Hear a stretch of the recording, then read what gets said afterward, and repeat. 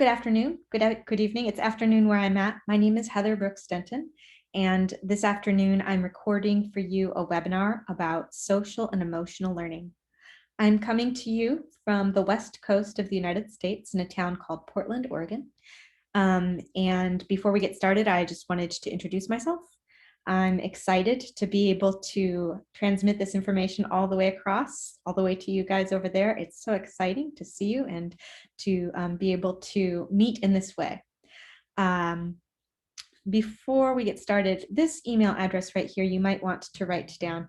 It is my email address where you can mail any questions, or if you have a desire to read some papers or research about social and emotional learning, I'm happy to send it to you. But that's the address that you would want to reference, heather.denton@wesd.org. That's me. Before we get started, self-introduction.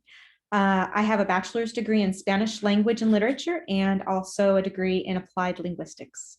I have a master's degree in teaching and language acquisition.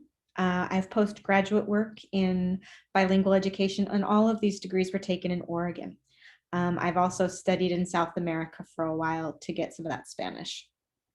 Postgraduate work in bilingual and 20 years teaching English as a second language or English language learners, and also bilingual education, meaning I was teaching in Spanish and in English at the same time.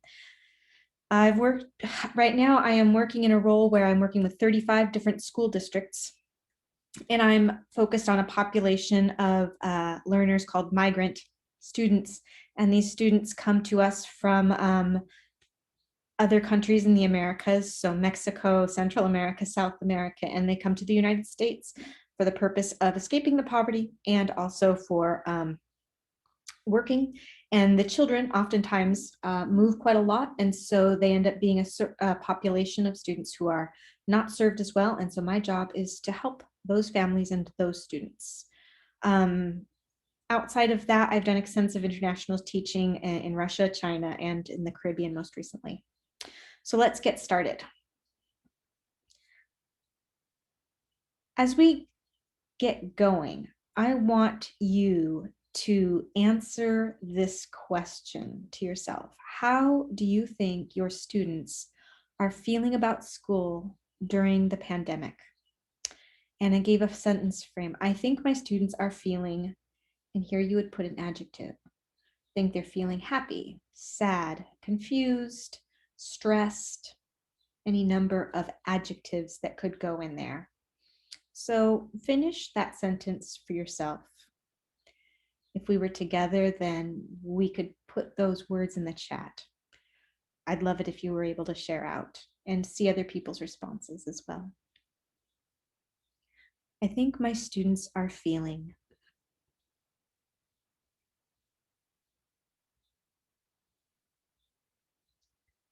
And as you answer that question, the next question that I'd like you to think about is, how are you feeling about returning to the classroom? I don't know how it is where you're at right now in Poland. However, in the United States, some areas have been in the classroom for a long time, and where I'm at, people are just starting to go back after having missed almost an entire school year. So finish this sentence frame. I am feeling about returning to teach in person. I'm feeling happy. I'm feeling relieved. I'm feeling frustrated. I'm feeling concerned about returning to teach in person. This is a check-in with how you're feeling about the work you do as a teacher. How have you felt trying to teach during a pandemic? How have you felt trying to teach during the pandemic? The pandemic has been an incredibly stressful time for teachers and students, for everybody who is working closely in risky situations or in changed situations like online classes. And so you answer this question with, trying to teach during the pandemic has made me feel. Go ahead and answer by putting the word that you're feeling into the chat. And so we can get a kind of temperature of how this experience has impacted you. as I don't know how it is in Poland, but in my teaching in Russia, I noticed things like social and emotional topics in the classroom weren't often talked about. It probably is pretty different in Poland. I look forward to going to Poland someday and learning myself. So go ahead, and I am feeling blank about returning to teach in person. And how are you feeling? There should just be a whole collection of adjectives in there about how you're feeling, about how students are feeling. And I think that's the first place that it's necessary to start when thinking about going back into the classroom, or even thinking about how the pandemic has impacted students as well as us as teachers. So in life, as adults, we face complex circumstances. We face complex circumstances that are difficult to navigate in our first language, much less a second language. And that makes social and emotional learning a very rich area for students to learn language. So giving them frames, sentence frames, to talk about how they're feeling, talk about why it's good they're feeling that way and why it might not be good, and how they can move through that. Those are some powerful language tools. And it will also be good for their heart. It will be good for their stress. It will be good for their ability to learn. I'm going to play a short video now.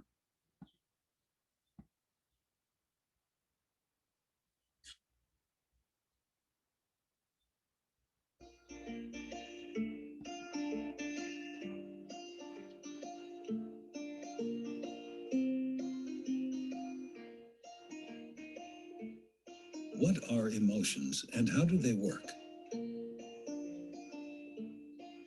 Emotions are often feared and avoided because they are so painful. So why focus on emotions? Because emotions give you important information and tell you whether things are going your way. Now, I'm going to make it so that you can see the... Emotions help you to survive by providing an efficient, automatic way of responding rapidly to important situations. Emotions help you to relate to other people and the expectations and demands of life. Emotions tell you what you need. When you know what you need, you can take action to meet those needs. Emotions also communicate what you feel. You learn your emotional reactions through experience. All your negative experiences can turn into a big, black, and scary feeling inside. You learned many of your emotional reactions long ago.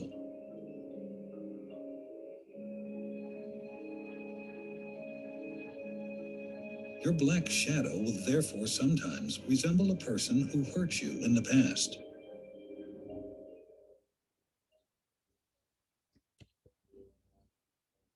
But your emotional experience and reactions can always be changed or altered.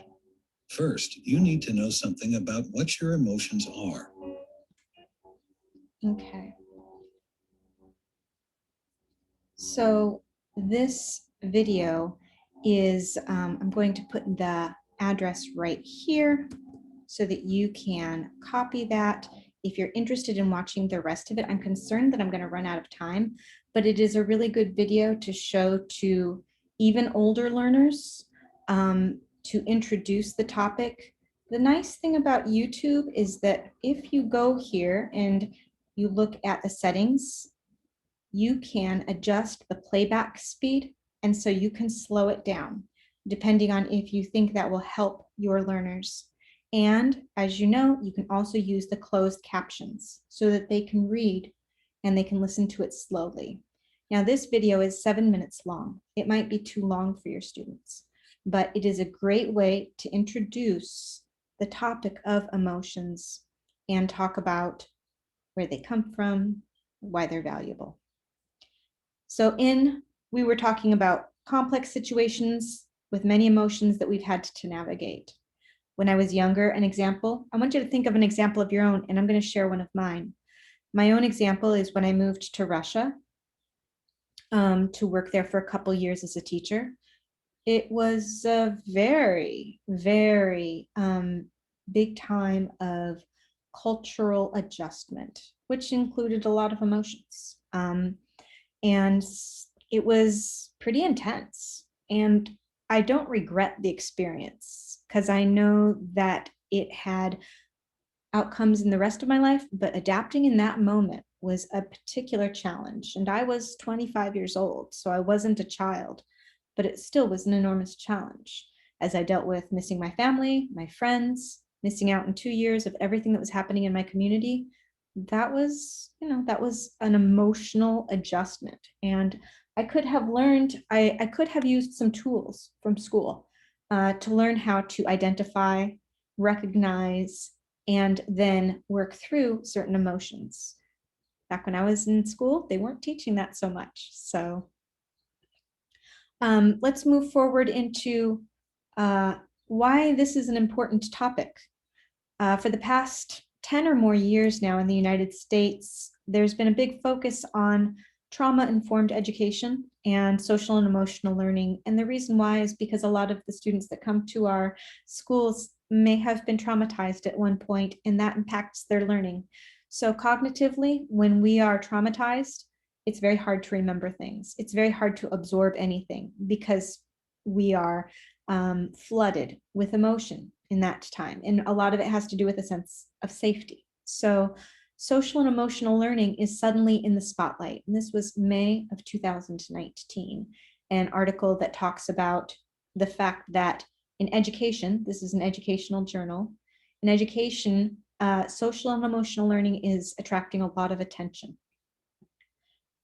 And this one came from April of last year. Also, another educational article. Teachers are anxious and overwhelmed, and they need social and emotional learning. That's what SEL stands for.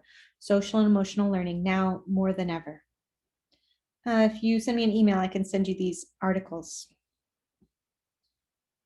Also, social and emotional learning helps foster and build a positive school climate, especially virtually, when you're teaching virtually, to ask students to create a safe environment where students can talk about how they're feeling with structure so that it stays appropriate to a classroom situation, not something that turns into a counseling session, but to just open up a little, right? And this is by the person who, Mark Brackett, he is one of the originators of the information I'll be presenting tonight. Leaning into social and emotional learning amid the COVID-19 crisis. Again, now more than ever, social and emotional learning during this pandemic and COVID-19 has been very stressful. As we see, she's got maybe a tear, or maybe she's just overwhelmed and confused. Social and emotional learning these days is a valuable tool in the classroom. And finally, this is a screenshot of the website where most of the information that I'm presenting tonight has come from. This is the Yale Center for Emotional Intelligence. Yale is considered a reliable resource, an authoritative resource, one of the most famous universities in the United States. And they have something called the Center for Emotional Intelligence. And this is where the information I'm presenting tonight is coming from. So that's the source. And I'm presenting to you training that I've received about emotions, and also emotions as they relate to learning in the classroom. So the Yale Center for Emotional Intelligence actually has 4 different rules that are rules. They have 4 different tools that they offer to help work with students in the classroom. One is called Ruler, and that stands for recognizing, understanding, labeling, and emotional control type words. Okay, so we're not going to talk about Ruler today. We'll talk about it another time. A meta moment is basically just giving this name to a moment to stop, breathe, think about what's going on, and figure out a way to navigate it. And then today what we're going to talk about is the mood meter. The mood meter is a check-in with students to help them recognize and understand their emotions. And finally, the blueprint.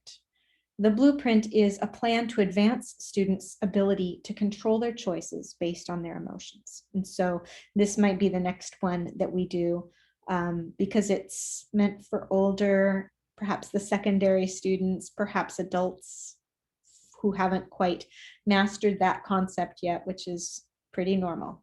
Right now, we're going to watch a short portion of a TED Talk about the mood meter from the man at the Yale Center of Emotional Intelligence who has originated it.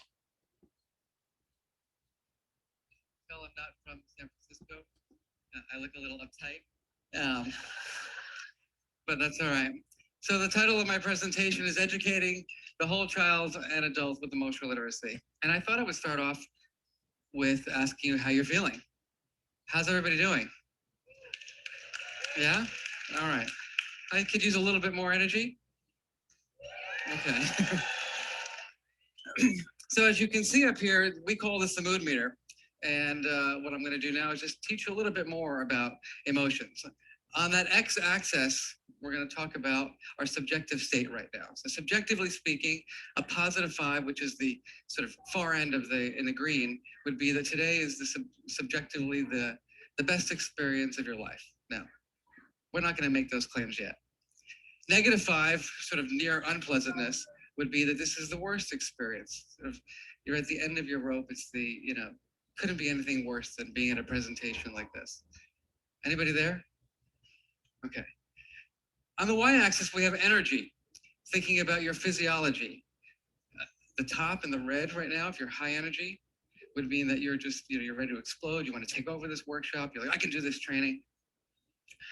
In the bottom, in the low energy, you sort of feel like you're in the deepest pool of despair. Is anybody there? And then we'll put these two axes together to figure out how we're feeling. So how many of you are in the yellow, feeling high energy and pleasant? Raise your hand. Okay, just some feedback. It doesn't really look that way.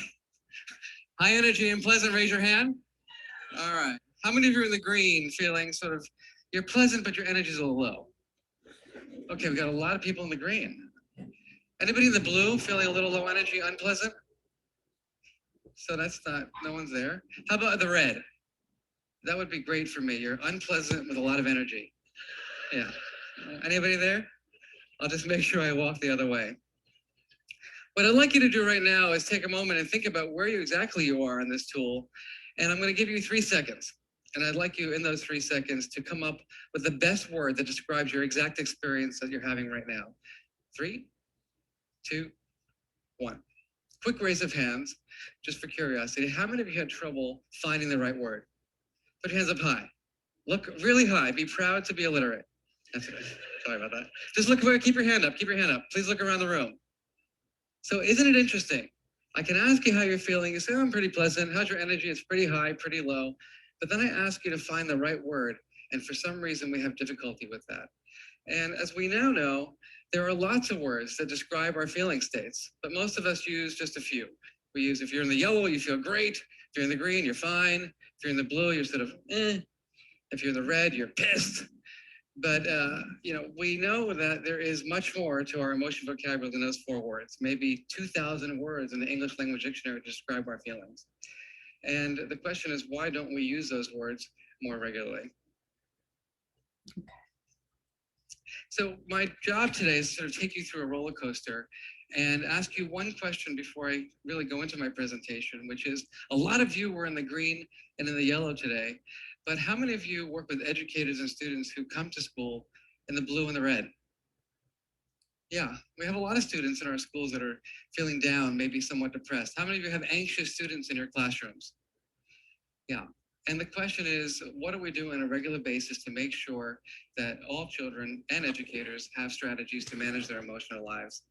And the work that I do argues that emotions matter, and they matter a great deal for 4 primary things in our laboratory. The first is that they affect your attention and learning. So if you're bored right now, which I hope you're not, you're likely not paying attention to my presentation. You're doing your grocery list or something like that. We know emotions affect our decision making. How many of you have ever made a bad decision? How many of you maybe made a bad decision when you were about 18 years old in college? Yeah. Was that a cognitive decision or an emotional based decision? We won't go into the details right now. And how many of you have ever had a bad day and you've gone home and you've been ignored? Anybody have that experience? Yeah, he's in a bad mood. Let's just go the other way. So we know that emotions drive our relationships, that our facial expressions, for example, when we go home or when we're in a classroom, dictate how people respond to us. And finally, when we think about most disorders that are prevalent in today's world, like anxiety and depression, typically they're failures at self-regulation and self-management. So the work that I do is not only thinking about how emotions impact these things, but really, what do we do with our emotions? And we have created a model which we call emotional literacy that talks about 5 critical skills and what we do to manage our emotional lives. And the first one is recognizing emotions. So I'm looking around at all of you right now. I'm trying to gauge your facial expressions. Are you interested? Are you pretending to be interested? Is it a fake or real interest? This woman just made a weird face at me. I'll take it as a joke. We think about the understanding of emotion. What is the reason for this emotional state? What caused that feeling state? And what are the consequences? Okay, I'm going to pause this right here, and we're going to move into the mood meter, go back to where we were. We're going to go back to mood meter, and as he's talked a little bit about what the mood meter looks like,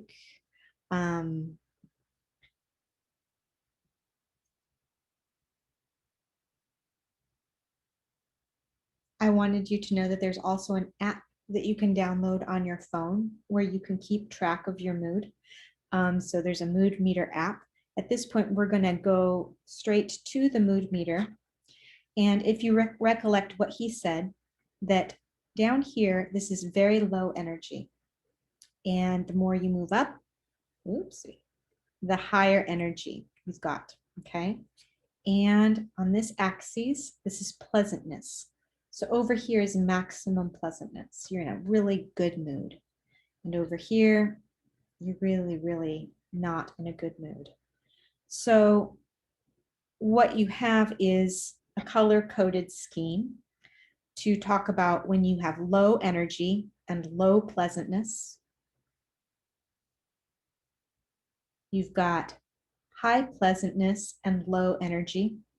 So all these words will describe different versions of low energy and high pleasantness. You're happy. You're just not very energetic. Up here, high energy, lots of energy, and also high pleasantness. So you're really happy and you're very energized. And over here, you've got a lot of energy and it's really unpleasant. So it's like the strongest sense of emotion that's negative and a lot of energy. At this point, I'd like for you to take a look at these words. Use a translator if you need to. This is a language learning activity. And identify where you are at on this chart. Identify where you are at on this chart. We have over here enraged, livid, furious, panicked, frustrated, frightened, or motivated, enthusiastic, optimistic, inspired. You can see how this is a language learning activity as much as it is an emotional learning activity. So before introducing something like this to children or to young adults, you might want to consider how to adapt some of these words. Will you put the Russian or the Polish word underneath it to give them kind of a hint as to what it means? That's something I would do. Over here in the blue, I want you to chat now, type the word that you are feeling into the chat. And so we can kind of get a temperature thermometer. I wish I could see, I wish I was there and monitoring what it is that we are all feeling. I'm going to give you a little bit more time to read through these words and identify, check in with yourself, take a deep breath. and figure out if you're feeling how much energy do you have? Are you tired? Or are you like, oof, I just had a lot of coffee or tea? And how pleasant? How's your day been so far? What's happened? Maybe something really exciting happened. Maybe something really tragic happened. So we can be anywhere on this. So I hope you're all typing in the word that identifies where you are at in the chat.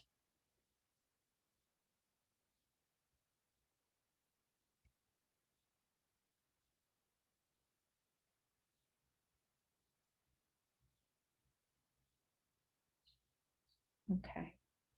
So the purpose of the mood meter in the English learning classroom, mood meter helps with building community and self-awareness. First, we need to know how we ourselves are feeling. And if we stop for a minute and we think, no, I'm okay. Or we stop for a minute and think, this has been a really hard day. I'm exhausted and I'm tired and sad. And we can be bold enough to give it that one word, we are more likely to be able to learn because we've just acknowledged where we are at on that chart. So pandemic has been stressful for students. Learning language about emotions will be relevant and useful. This one, name it to tame it. When you're afflicted with something, you need to identify what it is before you can overcome that thing. Identifying your emotion in a second language is a relevant and linguistically rich activity. So lots of new words there. Name what that emotion is that you're feeling, especially during a stressful pandemic. It's one step closer to knowing where you're at as a learner. Rich language. There's a lot of different language that goes around talking about your emotions. We can talk about the actual adjective to describe how you're feeling, as well as mood, as well as sentence frames. This is a very rich tool for language learners, and I'm going to go into that further. When teaching students about recognizing their emotions, you can have them say, I feel, and then the words, right? I feel festive. I feel irritated. I feel restful. I feel lonely. That's recognizing the emotions, labeling the emotions. These are the words to label that emotion. So first they have to recognize it within themselves, and then they can put the word to it. The word for how I am feeling is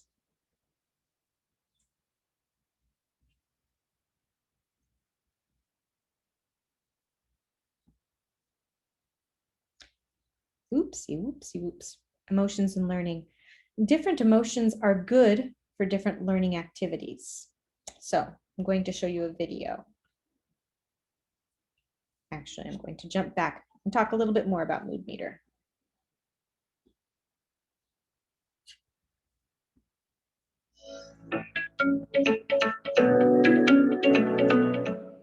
The mood meters are a tool to help us build better self-awareness, even language for emotion. On the x-axis, it says the word pleasantness. Think about it. Every morning we wake up and we think to ourselves, this is going to be a great day, or oh, I wish I could pull the covers over my head. That's pleasantness. We want to approach, we want to avoid. We feel pleasant, we feel unpleasant. On the y-axis, it says the word energy. Energy has to do with both your physical and your mental energy. Think about it. You wake up in the morning, you feel energized, or you just feel depleted of your resources, tired and exhausted. What we do to create the mood meter is we cross pleasantness and energy, and that creates the 4 quadrants: yellow, red, blue, and green. Each of the quadrants represents different emotions. Let's take yellow. High energy, pleasantness. Happy, excited, optimistic, joyful, elated, even ecstatic. Let's go to the green. It's still pleasant, but it's lower in energy. Calm, content, tranquil, peaceful, relaxed, at ease. The blue and the red quadrants are unpleasant feelings. Remember, unpleasant doesn't mean negative. Unpleasant doesn't mean bad. Just means they don't feel pleasant on the inside. And the red quadrant is our quadrant that represents words like anger, anxiety, among their different intensities. So you can go from peeved to angry to enraged, or from uneasy to worried to anxious to overwhelmed. Finally, the blue quadrant represents emotions like sadness, loneliness, despair, even deep depression. Those are the four quadrants of the mood meter, and what they're helpful for is just taking everything that's going inside your head and putting it out into these four quadrants. It allows to take our complex inner lives, our feelings, and just say from the beginning, am I in the yellow, red, blue, or green? And you might even ask yourself, why am I feeling that way? And then in turn, try to find the best possible word to describe your feeling.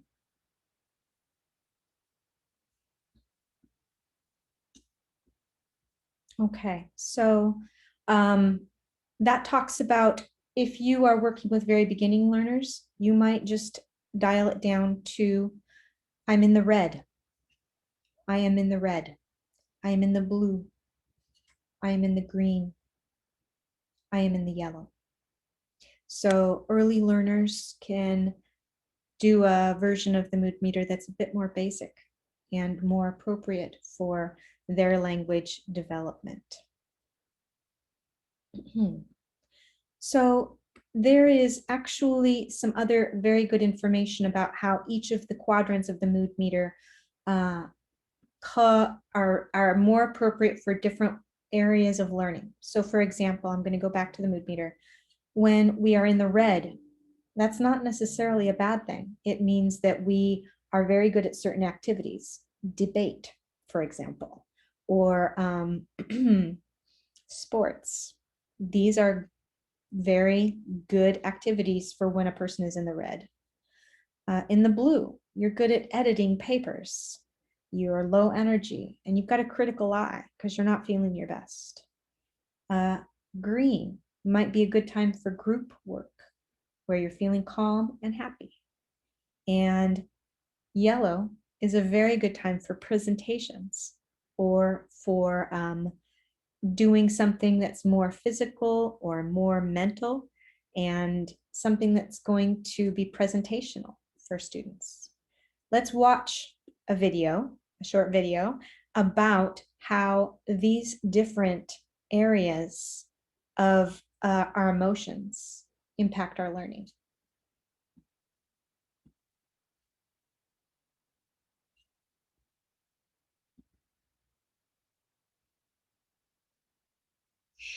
Each quadrant of the mood.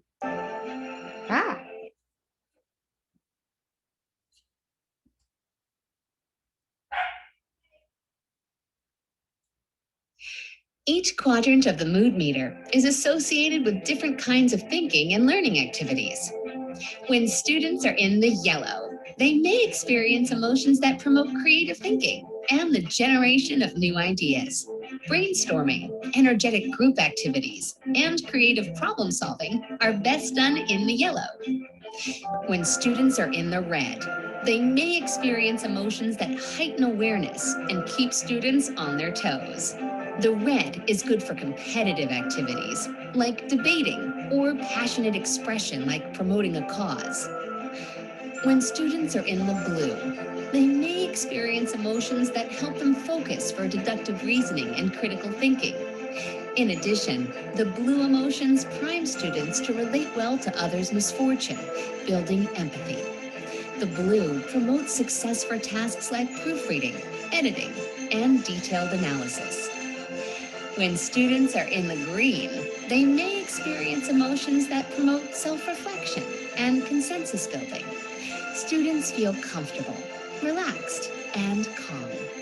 Activities that involve collaboration are ideal for the green. The best teachers differentiate instruction using the mood meter and capitalize on all quadrants, knowing that all emotions matter.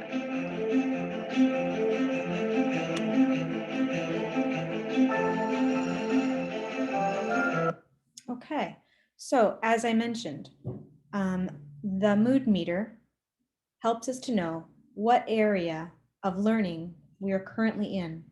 In the yellow, it's a good time for presentation. It's a good time for brainstorming. In the red, it's a good time for competition or maybe activism, or it's also a good time for debate. In the blue, it's a good time for empathy or for editing a paper or maybe even just writing. And in the green, that is also a good time for working in a group. It is a good time for generating a project. It's a good time for spending a little bit of time working with your peers. So with that said, it's a useful tool in order to help us to identify where we are. So for example, we can move from identifying our emotions.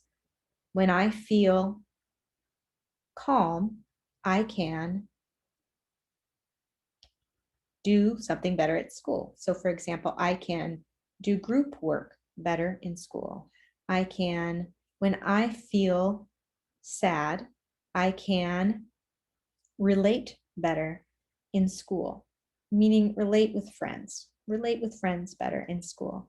When I feel in the green or a word from the green, I can brainstorm better in school. I can present better in school.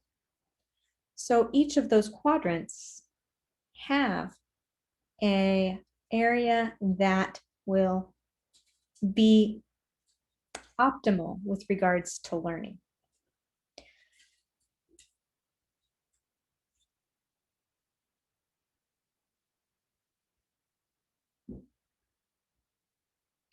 So this slide talks about asking the question of why is it important in the classroom? I want you to think about what you have heard so far and please respond in the chat about why you think social and emotional learning would be a good tool to use in the English classroom. Here I use the words critical component, but it's the same as a good tool in the classroom. So go ahead and respond in the chat.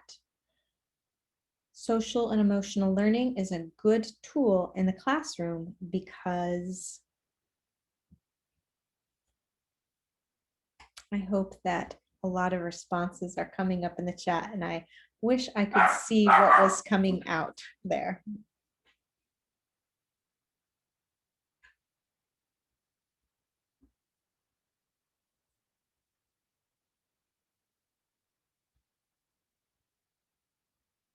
Okay. If I was present, I think this would be the time where we went over some of our answers. Also, if there's somebody in the chat and you're curious about their feedback, I think that you should, there's somebody in the presentation, ask, why do you think social and emotional learning is important in the classroom? Finally, I've presented some information, but you might say, I want to see more. I want to see why this is considered so valuable. I'd love to send you some of that information. I can send you one PDF with a number of different articles on it about social and emotional learning and also about mood meter. I'd be happy to do so. I appreciate your time today, and please don't hesitate. Just please send me an email if you have a question or if you have a comment or if you have curiosity about something. I'm over here ready to answer your questions. So, and then finally, the very last thing that I would ask you to do, this is kind of hard to type this in, HTTPS. If somebody wants to take and put that into the chat, that would be super useful. And that way everybody else can copy and paste it. This is a feedback form asking whether this topic was useful and whether the information was helpful in the classroom. The information that I'd like for you to take back to the classroom is this mood meter. And I'd like for you to try it out and see how you could make it work using sentence frames, using it as a check-in, using it as a time when you can tell a student is not focused on learning because they're distracted by strong emotions. You can use it in an area in the classroom where students calm down, whether it's in the hallway or in the class or however it's done in your school. The mood meter is a good way for students to check in and identify, I'm mad right now, or I'm so sad, or I'm tired, I haven't slept. And for the people around them to know that, okay, good to know where you're at. Let's see where we can do what we can do to move forward. Thank you so much for taking some time to fill out the feedback form. Thank you to someone who hopefully put it in the chat so it's easier to access. And it's been just an enormous pleasure to present social and emotional learning today.